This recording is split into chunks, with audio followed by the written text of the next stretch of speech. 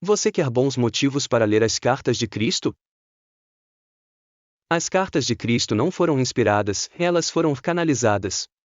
Ser canalizada significa que ela precisou passar por um cano para chegar até nós. Podemos mesmo fazer uma comparação com um grandíssimo reservatório, uma fonte de água potável, milhões de litros, para servir a uma cidade. Para que essa água chegue até as casas das pessoas, ela é, de fato, canalizada, com tubos grossos ou finos, e por onde essa água tem que passar até chegar à nossa casa. No chuveiro, na torneira.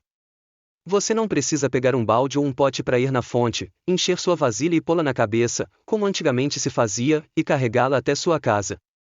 O encanamento foi uma grande invenção da humanidade. E se o cano estoura, pode faltar água em sua casa.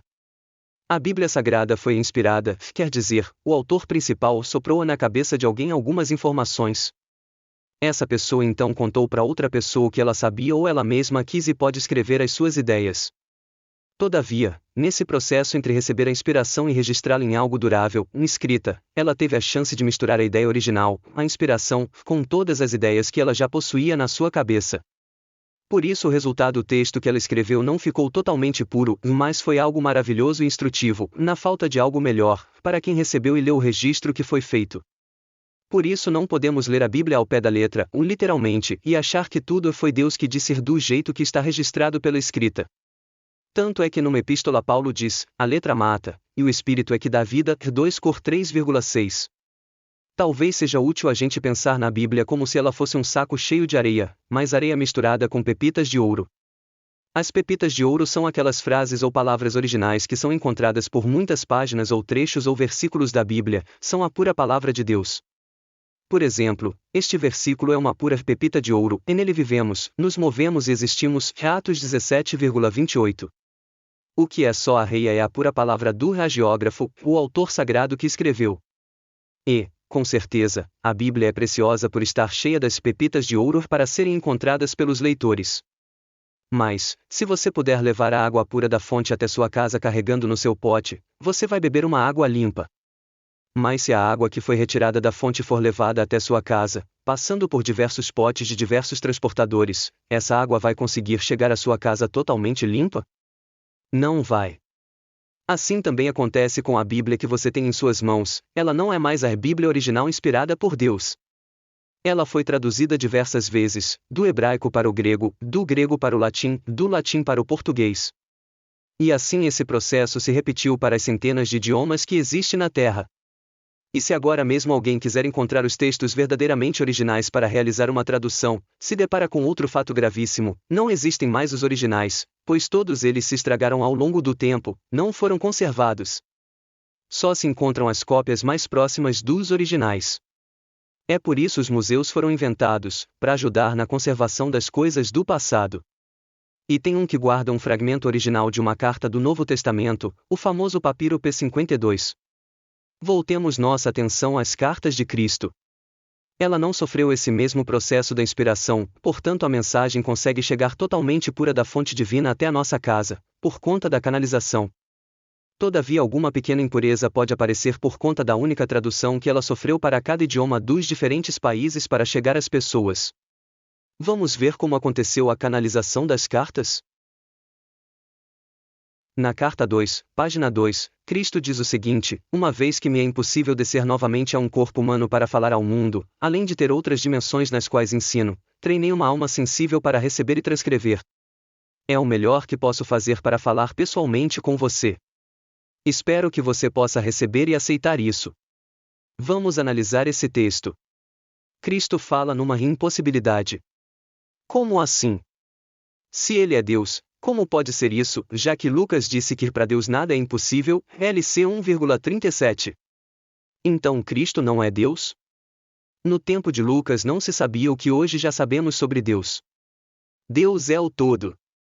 Jesus Cristo nunca foi e nunca será o todo. Portanto podemos dizer que Cristo não é Deus, no sentido dele não ser o todo.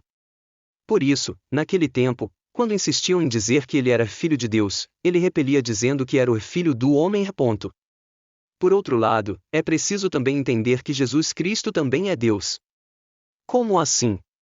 Ele não é Deus como semente, Deus é o todo, ele é Deus enquanto tem uma centelha divina, um pedacinho do todo, dentro dele.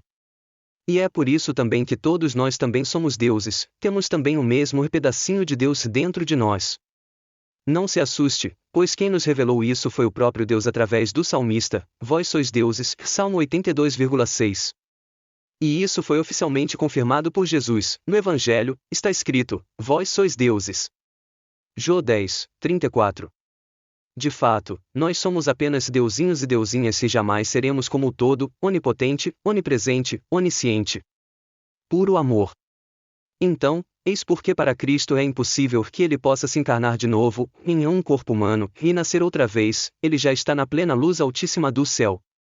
Mas como ele não pode mais falar pessoalmente com as pessoas, como fazia na Palestina, há 2000 anos, ele deu um outro jeito. E disse, é o melhor que posso fazer para falar pessoalmente com você. Lá mesmo, onde está no meio e muitas almas, e que nós não fazemos nenhuma ideia como é, e ele revelou, treinei uma alma sensível para receber e transcrever. Ele não disse, treinei uma pessoa. E essa revelação está confirmada no início da carta 9, onde está escrito, eu, o Cristo, venho por meio do canal destas cartas porque não posso voltar em forma corpórea ou adquirir personalidade humana novamente, uma vez que resido em, e sou eu mesmo constituído de tão finas e elevadas frequências vibratórias de consciência, que nenhuma forma humana poderia conter a minha consciência espiritual. Meu único modo de alcançar você tem sido por meio de um ser humano sensível, clareaudiente, obediente, dedicado a Deus, nascido para ser o canal através do qual eu poderia observar o tumulto da vida ativa e os eventos mundiais. Como ele disse, nascido para ser o canal. Ou seja, essa alma já começou a ser treinada por ele mesmo, antes dela nascer na Terra, lá na outra dimensão, com a missão de, após nascer aqui no corpo de uma pessoa humana, ela realizar o trabalho de receber e transcrever a palavra original de Cristo e escrever para a humanidade as cartas de Cristo. E ela o fez. E Cristo disse ainda, estas cartas estão sendo enviadas por meio de alguém que, durante os últimos 40 anos, tem sido espiritualmente sensível e dedicado o suficiente para receber as minhas palavras e agir de acordo com elas. Carta 1, página 1. Assim a humanidade toda tem a oportunidade de beber a água pura da mensagem que Cristo veio nos falar. E canal fez bem a sua parte, e somente assim o Cristo tem a nova oportunidade de vir até nós hoje, assim como esteve antigamente na Palestina, mas sem um corpo humano. E quem é essa pessoa que é o canal? Sabemos que é uma mulher, atualmente com mais de 80 anos. Sabemos disso por foi ela mesma que deixou registrada essa informação no site oficial brasileiro, http://www.cartasdecristobrasil.com.br. E não sabemos o seu nome. Mas isso não tem importância, pois as cartas não são de sua autoria, o importante é saber que o único autor das cartas de Cristo é o próprio Cristo. E você só vai se convencer disso, e acreditar realmente, depois que levar a sério a graça que está recebendo de conhecer a existência dessas cartas e já saber como acessá-las pela internet e fazer a sua leitura completa. São 9 cartas que juntas formam um único volume A4 com um pouco mais de 400 páginas. É muita sabedoria para nos ajudar em todos os sentidos. Enfim, essas cartas tornaram-se públicas para a humanidade em 2001, no início deste século XXI, portanto, ainda está novinha como um bebê, pois a maioria da população da Terra ainda nem sequer sabe que elas existem. E também não é patrimônio cultural de nenhuma religião. Se o Cristo as tivesse dado a alguma religião, certamente poderiam ter sido censuradas e engavetas por seus dirigentes e não cumpririam sua missão de chegar a todas as pessoas. E a internet é o lugar perfeito para alcançar as pessoas por todo o mundo. E você, o que vai fazer agora com esta informação? Vim para ajudá-lo a remover as barreiras, iluminando a sua ignorância atual e ensinando a abrir a sua consciência, todo o seu ser, ao influxo daquele que o trouxe para a existência. Portanto, repito, minhas instruções são dirigidas exclusivamente para ajudar você a abrir a sua consciência para uma vida, uma vitalidade e um poder espiritual renovados, para que possa abandonar seu antigo modo de vida limitado e insatisfatório e encontrar uma nova fonte de alegria interior e de satisfação de cada uma de suas necessidades. Eu espero, com o amor divino, que você alcance este supremo estado de ser antes que passe para a próxima dimensão, a fim de que a sua passagem possa ocorrer sem sofrimento e sua transição seja sublime.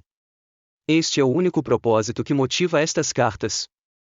A afirmação acima é um modo mais forte e poderoso de dizer em outras palavras o que eu disse quando estava na Terra: busque primeiro o reino dos céus, e todas as coisas boas serão dadas a você em acréscimo.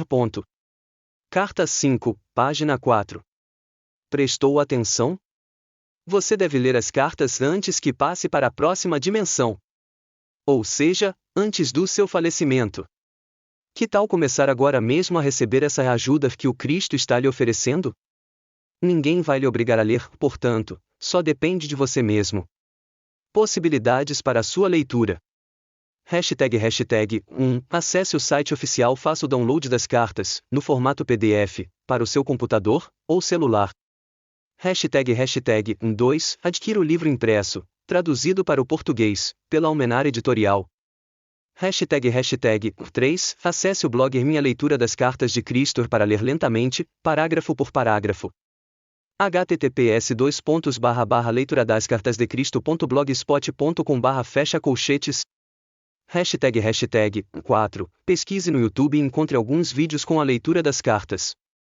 Enfim, Cristo ainda diz, antes que comecem a estudar, meditar e absorver estas páginas, quero primeiramente deixar claro a todos aqueles que lerem estas cartas que meu propósito com elas, antes de tudo, dissipar os mitos com os quais a minha personalidade humana e meus ensinamentos foram envolvidos. É minha intenção que o dogma e as doutrinas religiosas finalmente morram de morte natural em todo o mundo, do mesmo modo que desapareceram os sacrifícios de animais no Templo de Salomão. Em segundo lugar, vim também para ajudar as igrejas a deixarem suas noções arcaicas de Deus e de pecado. Nenhum verdadeiro progresso espiritual é possível até o surgimento de uma clara compreensão de que cada pessoa é responsável pela maneira como se desenvolve a sua vida. Em terceiro lugar, vim para retirar de sua mente as imagens de um Deus onipotente de magnificência, grandeza e poder ativo ilimitado, que recompensa os virtuosos e castiga os malvados. Estas crenças, ainda que reconfortantes, são totalmente errôneas. Carta 7, página 14. Carlos Eduardo da Silva, teólogo, 9 de julho de 2021. Fim. Biblioteca Virtual